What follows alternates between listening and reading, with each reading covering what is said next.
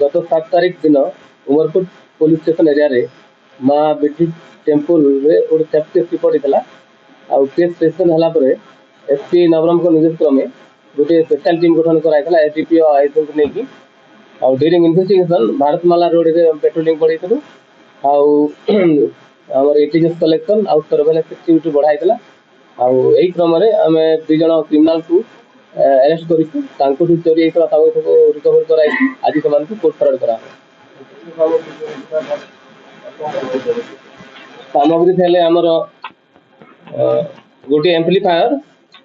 दुईटा big size रो grass plate गोटे water pot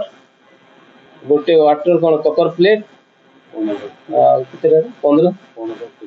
silver crown आउ 4टा सिल्वर छत्री ए सब सामग्री करेतला तेछिरु हमें आधा रिकवरी करछु आउ ड्यूरिंग इन्वेस्टिगेशन आउरी हमें बाकी मान के इन्वॉल्वमेंट वेरीफाई करछु जहां आसी रिकवरी करू ने तांकर इन्वेस्टिगेशन चलिछि हमें तांकर वेरीफाई करछु इन्वॉल्वमेंट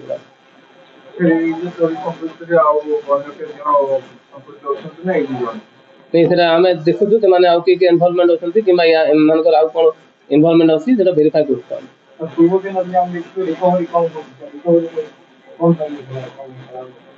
पुलिस साइड रो हमें जहां जेति तदंत रे पाउछु तेति हमें रिकवरी करछु चेष्टा करछु मैक्सिमम रिकवरी पाई